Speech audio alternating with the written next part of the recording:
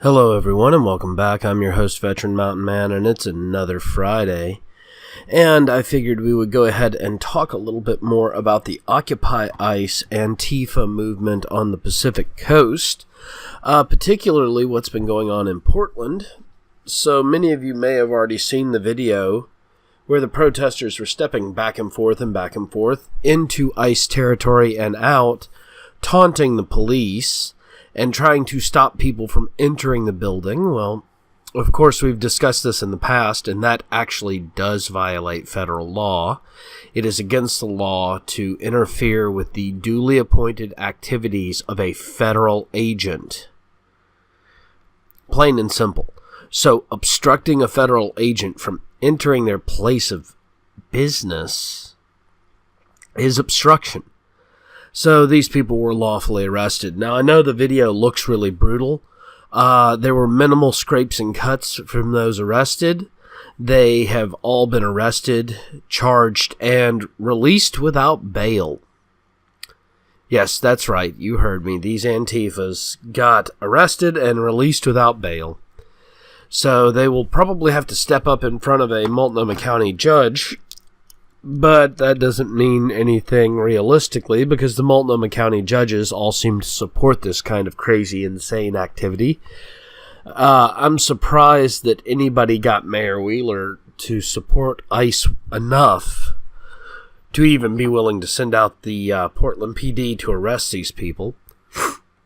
Now, besides that, we also have a citation from Multnomah County building inspector, who was called out by the Occupy ICE movement and Antifa, and he issued a building citation for the barricade fences that ICE had to erect to stop people from damaging the building,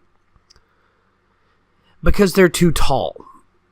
Now, obviously, this building inspector doesn't understand the layers of government, because you can't charge the federal government with violation of a county ordinance because of the supremacy clause in the Constitution. However, he did this anyway, and it has actually made news all throughout Oregon and into southern Washington. Why? Because at this point, many of them believe that resisting ICE and calling for the disbandment of ICE is a justified activity. They consider ICE to be a militant hand of the current president and administration. Never mind the fact that Immigration and Customs Enforcement, ICE, has been around a lot longer than the current presidential administration and has been operating all over the country for over a decade and a half now. Now, do I like the idea that the federal government has so many law enforcement divisions? No. I realistically want to see the federal government reduced, and reduced drastically. But currently, ICE is needed to try to sort out this insanity that they have pushed with these open border policy concepts. Because realistically, we can't have people violating the law. And I am hoping that this new proposition that's in front of Congress to make it a felony for crossing the border illegally gets passed so that we can go ahead and start seriously removing the illegal immigrants. Because in most countries of the world, illegally entering a country is a felony. And I don't think that we should treat it any differently.